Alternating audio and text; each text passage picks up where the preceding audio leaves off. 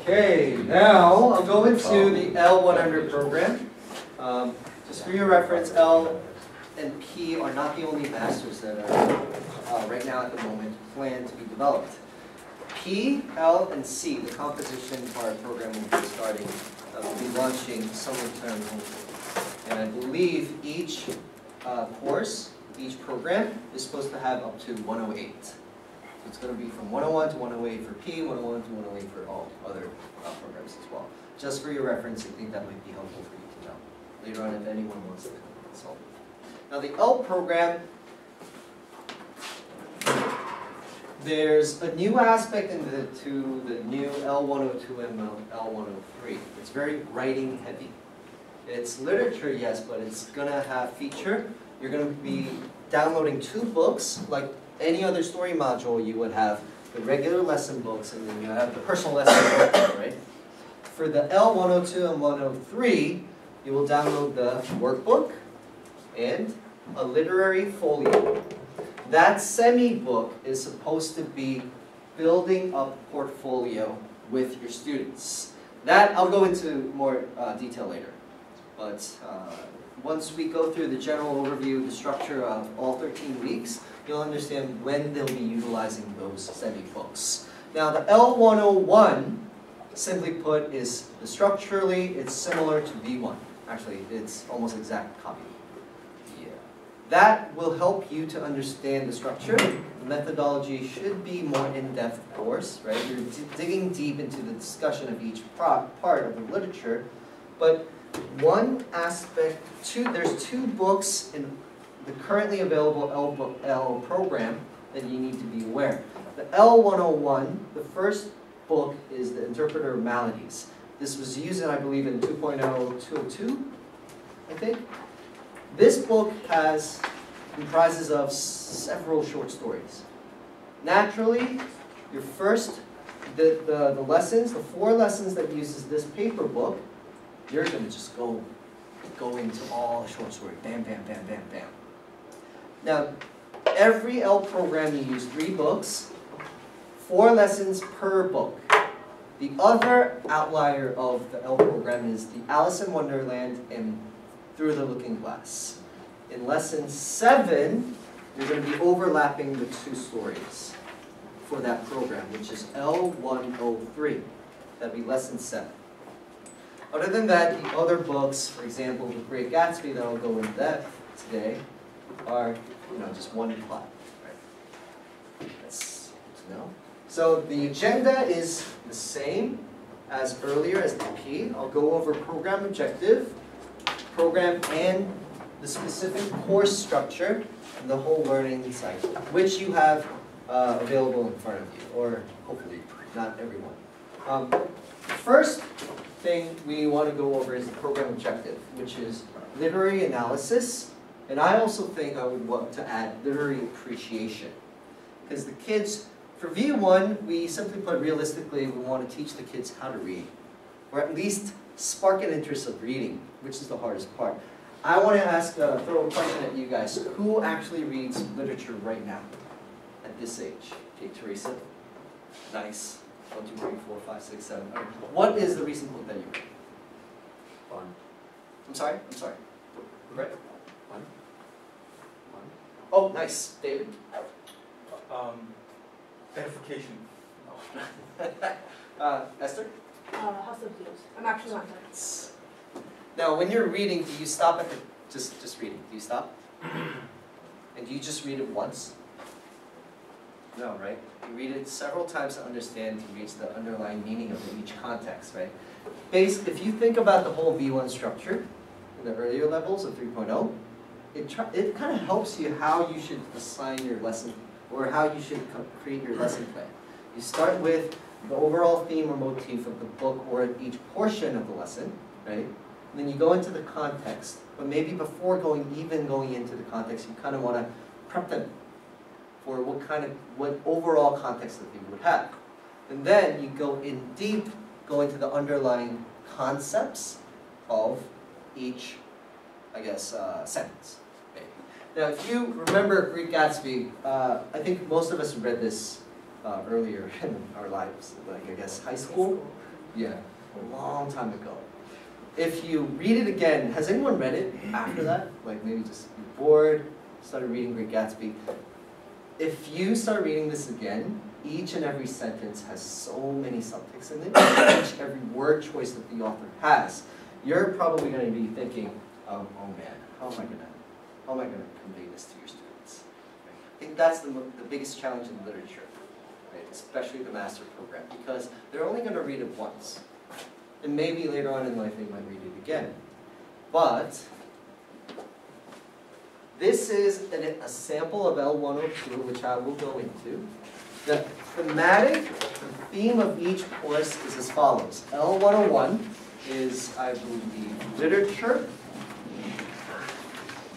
It's the literature and culture. L102, actually, please correct me, Esther. What is L101's objective, program objective, or the title of the course? Yes, thank you very much. I said culture just because they're going into Indian American culture, and this Irish culture, and last but not least, I believe the book choice was, someone help me out. Amsterdam? Yes, Amsterdam, the Dutch culture. The L101, I believe, is the most adult-themed out of all the courses available right now, because Interpretation of Maladies goes into marital affairs, and Amsterdam, Paddy Clark, ha ha ha, which goes into Irish Revolution. It does have a lot of sexual innuendo. Oh, yeah. That's fun, that part. But no, actually, it's not covered in the actual lessons. However, when you deal with literature, you do reference other paragraphs that's not in the workbook. And you will have kids coming up to you and asking what this is. I think approaching that is really keep a strict professional attitude, or you just don't cover it in the lesson. And that's my personal tip. Now the last one, Amsterdam, yes, that's again another adult theme. Now L102 is Gatsby, a separate piece, and Silas Marner. It's the literature and society program. So it delves into societal problems, or maybe society values, and you're trying to reach the underlying concepts of maybe different eras. Great Gatsby, the 20s, right? Right after the Great War, when Nick Carraway comes back, and trying to find his own, I guess, life. Then he meets this, I guess, superficial character, Gatsby. And then he writes, he's the narrator, right?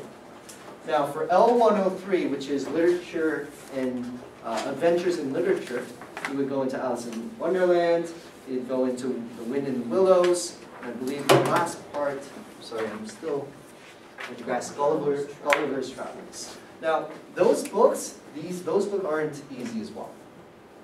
Gulliver's Travels, especially this edition, that's where you prep again, I must emphasize, very important. Now, going back to how the program is structured, if I just look at L102, L102 and L103 will have similar C learning, which is collaborative learning structures. L101, previously as mentioned, same as V1. You start out with preview or review, converge, diverge. You go into the snapshots, the repeating snapshots, context 1, context 2, and subtext. The major, I guess, objective of each of those snapshots would be, simply put, Ben, what do you have to reach that's the main component of each snapshot? Is it context or is it subtext? I think subtext. Yes, that's the hardest part. But yes, that's the main objective of each of those components. And after each snapshot, every lesson has a literary technique introduced. Characterization, maybe personalization, imagery, foreshadowing. It does progressively get harder and harder. That's L101, and after that you have projects, which Esther earlier kind of mentioned with P. L also has similar format of the V1 program. Now L102, L103, the newly launching ones, have a different structure, a little different. There's 3 general components. One is the primer. The second one is, it's called literary analysis, but basically it's close reading. The third one is where it's a writing project. It's called a story project. It's very, very writing heavy. The only presentation score you will have is during week 13. That's when, same as 2.0 literature, they present the stories, which will come from the literary folio. So they'll be referencing this, but there's a reason why we have a semi-book now. Why would we want a semi-book when they could write it on paper? Kids won't lose it. Nice. And long term, how is that helpful for them? At all. They don't lose it, sure, that's great, but how is that going to help them in their academic career? We can use it as like writing samples or something. Yeah, writing samples. I mean, literally, it's a portfolio. Good thought growth. Nice. Growth, definitely. I mean, does anyone have their old second-year diary? Second grade diary? Really? No one? I do. Yeah, thought so. Okay. I don't. I just asked. Does anyone remember, if you look at it right now, what do you notice? Is there any narrative? Sort of. Writing style. Nice. I look at mine, it's like, I hate my mom, I hate my day, the weather's sunny, that's it, 3 lines. Yeah. Does anyone have any of their college essays on their computers or like on Google Drive, which I kind of have? If you look at that too, if you look at it from the freshman year up to the senior year, you see your development and growth, right? Now, of course, granted, you won't use that as a resume builder, of course, unless you were in graduate school or maybe your doctorate degree. But for these kids in Korea, if you understand the society or what kind of admissions process they go through, the portfolio is very, very important for them. And admitting and accepting their development as they age. So, yes, they need a reference for that. And for us, as long as they stay in Cheongdam, they would have this. Another way to keep this, even if they withdraw, help us God. If they do withdraw, they could convert it into PDF and keep it. Yes? Right, that's the last thing I was going to ask about. What's the mechanism for converting it to a PDF? Oh, I'll go over that after the workshop if you don't mind. Sure. Okay, it's pretty simple. You do need a staff ID login though. Or a copy. Now, if you notice, there's a lot of blank spaces here, right? Especially the context part, the overall context. This is an actual component inside the preview section of each new book. So because each book is comprised of 4 lessons, every first lesson of each paper book, it goes into, it has an overall context section. So, for example, Great Gatsby, which would be very hard. It's kind of reminiscent of, if you've taught, has anyone taught V1 Bridge? Yes! What was the hardest part for that? Time.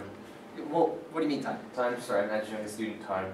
Yeah. Time travel, figuring out what's happening to who and what time it's going on. They have no idea what to imagine, right? Which is how you reach the subtext of the underlying theme of each word, the wording, the word choices that the author used. Because you need basic knowledge about the era. Now the 20s, even for us, let's say we are Gen X or Gen whatever, the 20s is very hard to imagine. We've only learned it through books. Maybe we learned it from documentaries, right? Media. That's, I think, when you can incorporate the media codes. Sure, we do have original images that introduce the overall context or to prep the interest, spark the interest.